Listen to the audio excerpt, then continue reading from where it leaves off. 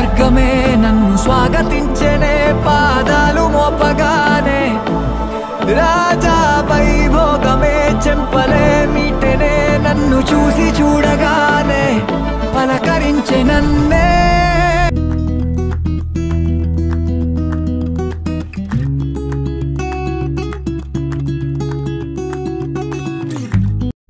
మనం పొద్దున్నే లేచి రోడ్డు మీద పడ్డాం.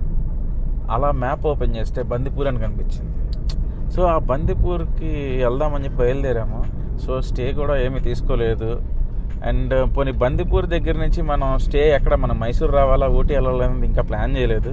సో మోస్ట్లీ ఊటీ అనుకుంటున్నాము. ఈ రోడ్డు మీద చాలా జంతువులు కనిపిస్తూ ఉంటాయి. సో ఆ జంతువులన్నింటినీ కూడా మీకైతే చూపిస్తాను నేను. సో ఊటీ వెళ్ళే రూట్ మొత్తం కూడా చాలా బాగుంటుంది. ఈ చాలా అనేది ఉంది చూసారా, అది చాలామంది నాకు కామెంట్స్ ఏం పెట్టారంటే ఈ చాలా అనే పదం వాడద్దని పెట్టారు. కానీ మనం చెప్పేటప్పుడు ఆటోమేటిక్గా చాలా అనేది వచ్చేస్తుంది. సో అది మ్యాక్సిమం రాకుండా ట్రై చేస్తాను. ఈ కమెంట్ ఎవరైతే పెట్టారో వాళ్ళందరూ కూడా లైక్ వేసుకోండి. వీడియో ఎండ్ అయ్యే వరకు మీరు ఒకటే అంటారు, నువ్వు చాలా అనే మాట చాలా తగ్గించావని చెప్తారు మీరు. నువ్వు ఎలా చెప్పావు తెలుసా?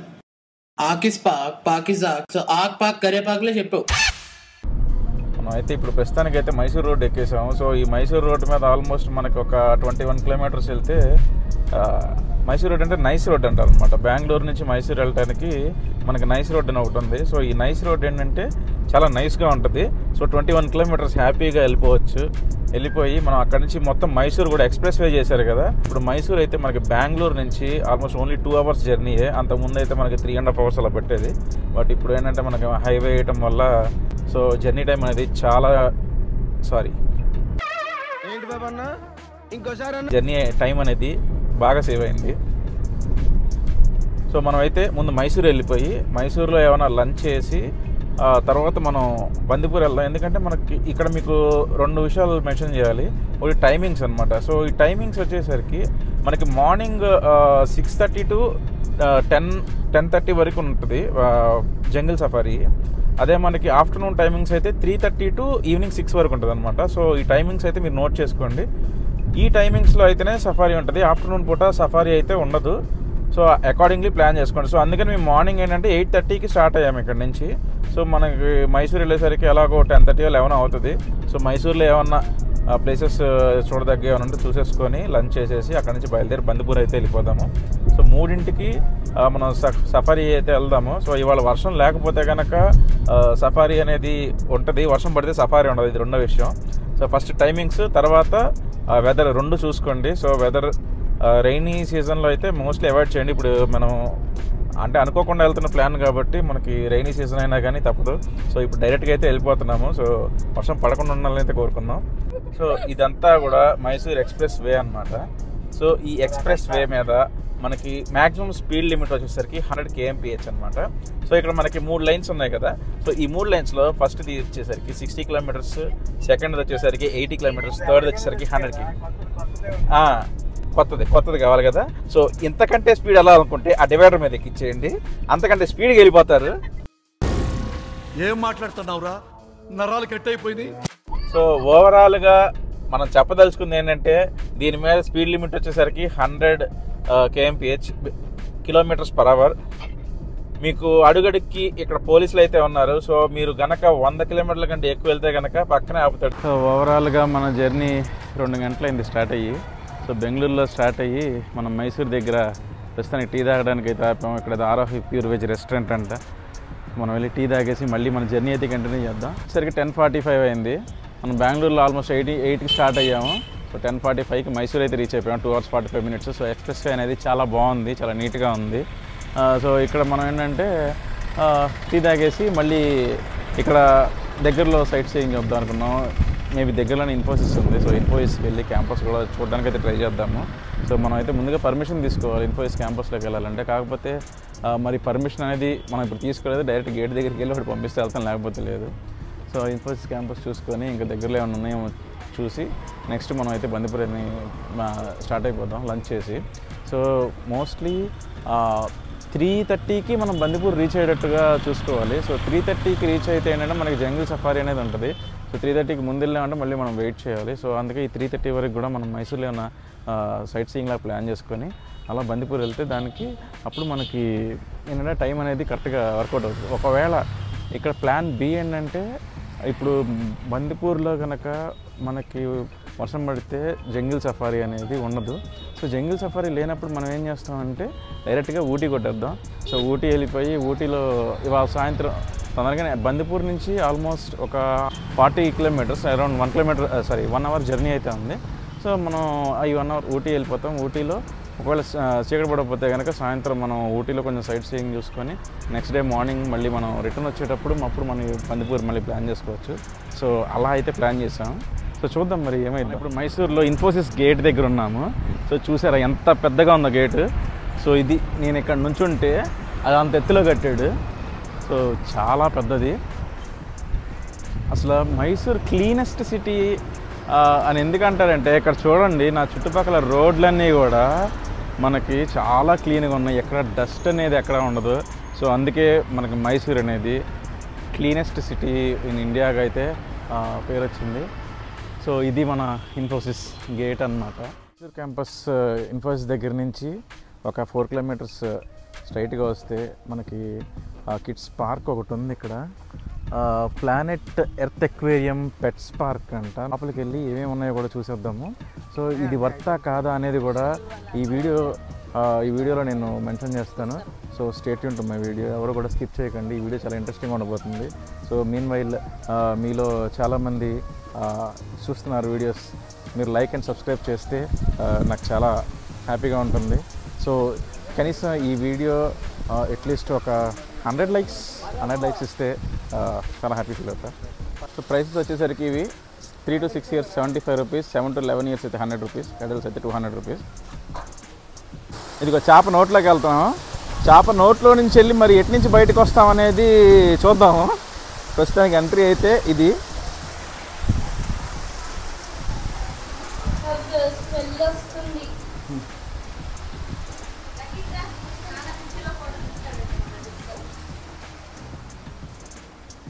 ఓకే, ఇదంతా కూడా ఎక్వేరియం అన్నమాట. చిన్న చిన్న చేపలు.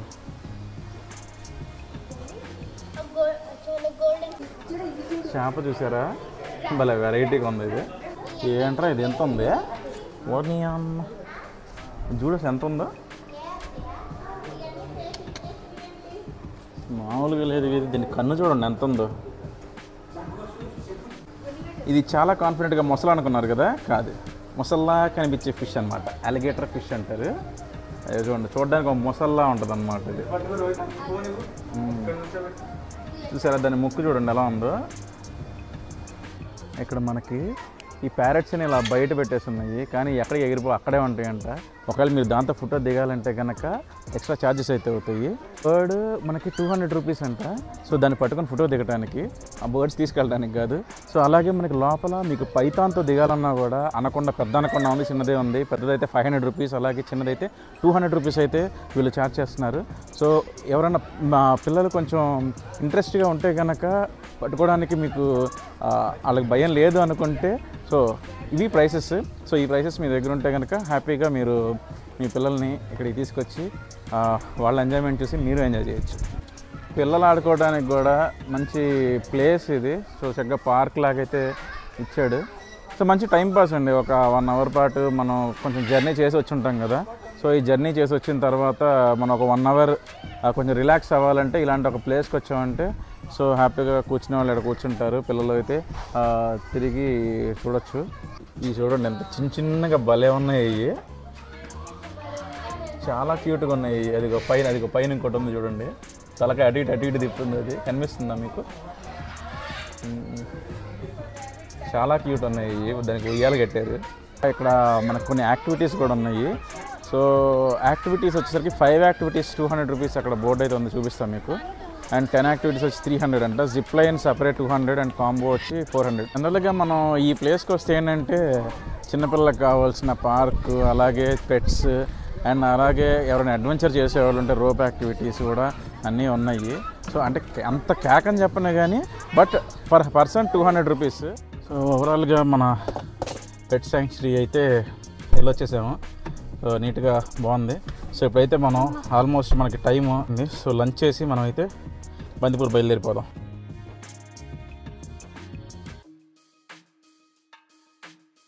బందిపూర్ ఫారెస్ట్లో నుంచి ఊటీకి వెళ్ళే రూట్ ఎక్సలెంట్గా ఉంది. లైట్గా వర్షం పడుతుంది. బయట మీరు క్లైమేట్ చూసారంటే అదిరిపోతుంది. ఇక్కడ క్లైమేట్ అయితే నాకు బీభత్సంగా నచ్చింది. అసలు వర్షం పడుతున్నప్పుడు ఈ ఫారెస్ట్లో నుంచి వెళ్ళటం. అండ్ ఇక్కడ మనకి ఫారెస్ట్లో మాకు జింకలు కనిపించినాయి, దుప్పులు కనిపించినాయి, నెమళ్ళు కనిపించినాయి. చాలా అంటే చాలా ప్లెజెంట్గా ఉంది. వన్ మోర్ అప్డేట్, మనం తమిళనాడు ఎంటర్ అవ్వాలంటే ఈ పాస్ కంపల్సరీ. సో ఇప్పుడు ఈ పాస్ తీసుకోవడానికి మనం అయితే ఈ పక్కన ఆగాము ఇక్కడ బార్డర్ దగ్గర. సో ఇక్కడ మన దగ్గర లేకపోతే కనుక వాళ్ళే ఫిల్ చేస్తున్నారు. సో జనరల్గా ఏంటంటే మనకి తమిళనాడు సైట్లోకి వెళ్ళిపోయి టీఎన్ ఈ పాస్ అని కొడితే మనకి ఈ పాస్ అనేది మనమే వెహికల్ ఏంటి, దాంట్లో ఎంతమంది ప్రయాణిస్తున్నారు ఏంటనేది మొత్తం డీటెయిల్స్ ఇచ్చామంటే కనుక మనం డైరెక్ట్గా తమిళనాడులో అయితే ఎంటర్ అవ్వచ్చు. లేదు అంటే కనుక ఇక్కడ వీళ్ళే ఈ పాస్ ఫిల్ చేసి మనకైతే ఇస్తారు. ఆ ఫిల్ చేసినందుకు గాను 30 రూపీస్ అయితే తీసుకుంటున్నారు. సో దాని బదులు మీరే ఇంటి దగ్గర ఫిల్ చేసుకొని టీఎన్ ఈ పాస్ అనే ఒక వెబ్సైట్ ఉంది, టీఎన్ ఈ పాస్ అని. సో ఆ వెబ్సైట్లోకి వెళ్ళి మీ డీటెయిల్స్ మీరే ఫిల్ చేసుకున్నారంటే ఫ్రీగానే వస్తుంది. సో జస్ట్ ఆ క్యూఆర్ కోడ్ని స్కాన్ చేసి మీ దగ్గర పెట్టుకోండి. ఎవరైనా ఇన్ కేస్ తమిళనాడులో ఎవరైనా ఈ పాస్ ఉందా మీకు అని అడిగితే జస్ట్ ఆ స్కాన్ చూపిస్తే సరిపోతుంది. సో ఎటువంటి మనీ కూడా పే చేయాల్సిన పని లేదు. మనం ఊటీ పైకి వచ్చేసి ఒక హోమ్ స్టే అయితే తీసుకున్నాం. మనం మొత్తం 3 ఫ్యామిలీస్కి వచ్చింది. సో 3 రూమ్స్ కూడా చాలా నీట్గా ఉన్నాయి. అది కూడా మనకి ఆన్లైన్లో బుక్ చేసుకుంటే చాలా రేట్స్ చూపిస్తున్నారు, 3 BHK విల్లాస్ అవన్నీ కూడా. కానీ మనం ఊటీలో పైకి రాగానే ఇక్కడ మనకి హోమ్ స్టే అని చెప్పి ఒకటైతే మంచిగా కనిపించింది. సో వాళ్ళకి కాల్ చేస్తే మనకైతే ఫస్ట్ 7,000 చెప్పారు. ఆ 7,000 కూడా మనం వాళ్ళని బార్గెన్ చేస్తే వాళ్ళు 5,700కి వచ్చింది. సో ఊటీలో రూమ్స్కి అయితే ప్రాబ్లం లేదు, కానీ కాకపోతే ఎత్తుక్కోవాలి, కొంచెం మంచిగా ఎత్తుక్కుంటే అన్ని బాగానే దొరుకుతుంది. 2 రూమ్స్కి వచ్చేసరికి అటాచ్డ్ బాత్రూమ్స్ ఇచ్చాడు. ఒకటి మాత్రం కామన్గా. సో టోటల్ 3 బాత్రూమ్స్ ఉన్నాయి. సో బాత్రూమ్స్కి అయితే ఇబ్బంది ఏం లేదు. సో హోమ్ స్టే అయితే చాలా నీట్గా క్లీన్గా అయితే ఉంది. మనం అయితే ఓకే 5,500కి అయితే వర్త్ స్టే అనమాట. సో దీని కాంటాక్ట్ డీటెయిల్స్ నాకు కావాలన్నా కూడా నేను కింద డిస్క్రిప్షన్ అయితే మెన్షన్ చేస్తాను, స్క్రీన్ మీద కూడా మెన్షన్ చేస్తాను. సో మీరైతే డైరెక్ట్గా వాళ్ళని కాంటాక్ట్ అవ్వచ్చు. వాళ్ళని కాంటాక్ట్ అయ్యి డైరెక్ట్గా వాళ్ళ హోమ్ స్టే ఎంత ఉంది ఏంటనేది డైరెక్ట్ కనుక్కొని మీరైతే బార్గెన్ చేసి రావచ్చు. అదే వీకెండ్ కాబట్టి, ఇవాళ సాటర్డే కాబట్టి అరౌండ్ 5,700 అయితే తీసుకున్నారు. అదే మీరు వీక్ డేస్లో వస్తే ఇంకా తగ్గే అవకాశం అయితే ఉంది. సో అకార్డింగ్లీ ప్లాన్ చేసుకోండి. సో ఇప్పుడు మార్నింగ్ 8:30 అయితే అయింది. సో 8:30కి మనం ఇక్కడ నుంచి ఫస్ట్ దొడ్డగట్ట పీక్ అయితే వెళ్దాం. సో ఎందుకంటే దొడ్డగట్ట పీక్ అనేది చివరికి ఉంటుంది అనమాట. సో అక్కడి నుంచి మనం స్టార్ట్ చేస్తే దొడ్డగట్ట పీక్ నుంచి మనకి పక్కన టీ మ్యూజియం ఉంది. టీ మ్యూజియంకి వెళ్ళిపోయి టీ మ్యూజియంలో అండ్ చాక్లెట్ ఫ్యాక్టరీ 2 అక్కడ ఉంటాయి. సో అక్కడికి వెళ్ళి మనం అయితే టీ పొడి కావాలంటే కూడా తీసుకోవచ్చు. అండ్ అక్కడ మనకి అది చూసుకొని అక్కడి నుంచి అలా ముందుకు వస్తే పైకరా వాటర్ ఫాల్స్, గుడ్లేరు ఇటు నుంచి రావచ్చు అనమాట. యాక్చువల్గా మీకు ఇక్కడ ఇంకో విషయం చెప్పాలి, ఊటీకి 2 రూట్స్ ఉన్నాయి అనమాట. సో ఒకటి వచ్చేసరికి మసీనాగూడ నుంచి వస్తుంది రూట్. సో అది నిన్న మేము మసీనాగూడ నుంచి వచ్చాము. సో అటు సైడ్ వచ్చేసరికి మనకేంటంటే స్టీప్ అనేది చాలా చాలా ఎక్కువ ఉందన్నమాట. కారు కొంచెం ఇబ్బంది పడుతుంది. సో అటు సైడ్ చాలా స్టీప్ ఉంది, కొంచెం అది డేంజరస్ రూట్ లాగా అనిపించింది కన్నా మనకి.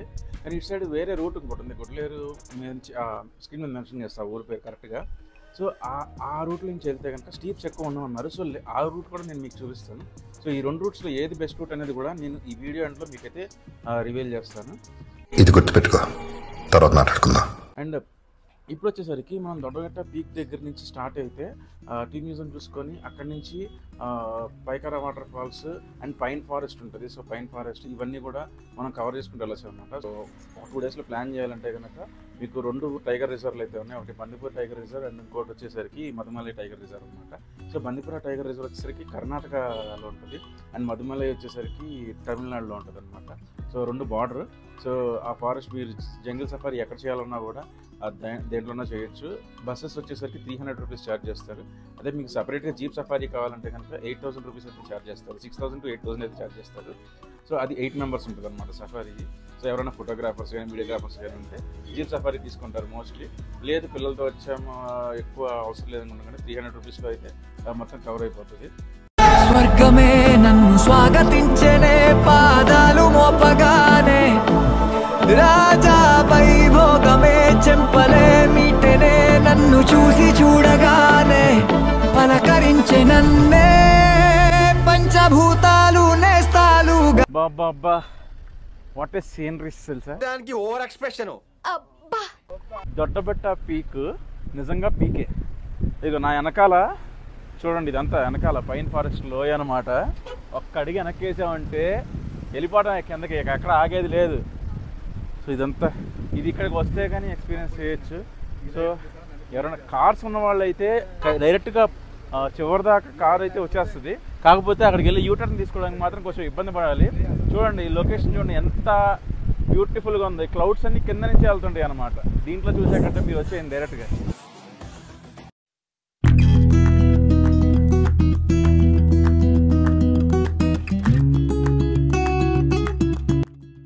ప్లేసెస్ ఏమన్నా కనుక మీరు ఎక్స్ప్లోర్ చేస్తే ఊటీలో కింద కమెంట్ సెక్షన్ అయితే మెన్షన్ చేయండి. సో దట్ ఫ్యూచర్లో ఎవరన్నా ఊటీ వచ్చేవాళ్ళు ఉంటే చక్కగా మన కమెంట్ సెక్షన్ చూసి కొత్త కొత్త ప్లేసెస్ అయితే వాళ్ళు చూడడానికి అవకాశం ఉంటుంది. దొడ్డబెట్ట పీక్ అయితే నిజంగా పీక్గానే ఉంది, చాలా బాగుంది. ఫుల్ క్లౌడ్స్ అన్నీ కూడా మనల్ని తాకుతూ వెళ్తాయి అన్నమాట ఇక్కడ. సో అది మీరు వచ్చి ఎక్స్పీరియన్స్ చేస్తేనే బాగుంటుంది. సో ఆ క్లౌడ్స్ కూడా ఇక్కడ లైట్గా వర్షం పడుతుంది కదా, సో ఆ క్లౌడ్స్ని తాకేటప్పుడు కూడా మనకేంటంటే ఆ రెయిన్ అనేది ఫీల్ అవ్వగలిగాను నేను. సో చాలా బాగుంది ఎక్స్పీరియన్స్ మాత్రం. కాకపోతే రెయినీ సీజన్లో కొంచెం జాగ్రత్తగా ఉండాలి, రోడ్స్ కానీ కొంచెం స్లిప్పరీగా ఉంటాయి. సో కాబట్టి మ్యాక్సిమం వింటర్లో ప్లాన్ చేసుకోండి, అద్దరిపోద్ది. కాకపోతే క్లైమేట్ మాత్రం సింగిల్ డిజిట్లో ఉంటుంది, వాసిపోద్ది. దొడ్డగట్ట పీక్ నుంచి వస్తే మనకి ఇక్కడ టీ గార్డెన్ ఒకటి ఉంటుంది అనమాట. సో ఈ టీ గార్డెన్లోకి ఎవరైనా వెళ్ళాలంటే ఇక్కడ ఎంట్రీ టికెట్ ఉంటుంది. సో ఎంట్రీ టికెట్ తీసుకొని అప్పటి టీ గార్డెన్లోకి వెళ్ళి ఫోటోలు అయితే దిగచ్చు. ఇదే టీ గార్డెన్. ఇక్కడికి వచ్చి పీక్కున్న ఆకులు పీక్కోవచ్చు. ఆకులు పీక్కోవాలని వాళ్ళు ఉంటే రండి. ఇది టీ ఫ్యాక్టరీ అనమాట. టీ ఫ్యాక్టరీలో 6 వెరైటీస్ ఆఫ్ టీ ఫ్రీ అంట. నా బ్యాక్ సైడ్ పెద్ద బ్యానర్ కూడా వేసి లోపలికి ఎంటర్ అవుతున్నాం. ఇదంతా టీ ఫ్యాక్టరీ అనమాట. సో ఇక్కడ ఆకును చూసారా, ఈ ఆకు అలా వెళ్ళి ఆ మిషన్లో ఫిల్టర్ అయ్యి అటు సైడ్ ఇంకా మీకు కనిపిస్తుంటే అలా చివరికి వెళ్ళేసరికి అక్కడ మీకు కనిపిస్తుందా టీ పొడి. సో అలాగా టీ పొడి కింద ఫామ్ అవుతుంది అనమాట. సో లాస్ట్లో పెద్ద డ్రమ్ ఉంది కదా. సో ఎవరన్నా ఈ ప్రక్రియను ఎక్స్ప్లెయిన్ చేయగలిగితే కింద కామెంట్ సెక్షన్లో అయితే ఎక్స్ప్లెయిన్ చేయండి, అందరికి కూడా తెలుస్తుంది. ఇదిగో ఇదే కాంప్లిమెంటరీ టీ టేస్టింగ్. ఇదిగో ఇదే దీనికోసమే మనం వచ్చింది. టీ నిజంగా చాలా చాలా టేస్టీగా ఉంది. ఎలా ఉంది? సూపర్ ఉంది. కంపల్సరీ టేస్ట్ చేయండి. టీ ఫ్యాక్టరీ నుంచి బయటికి రాగానే స్టోర్ ఒకటి ఉంది. పొడులు కావాలంటే ఇక్కడ నుంచి తీసుకెళ్ళచ్చు. సో ఇదంతా స్టోర్ అనమాట. ఇక్కడ వెరైటీస్ ఆఫ్ టీ పొడులు అయితే ఉన్నాయి.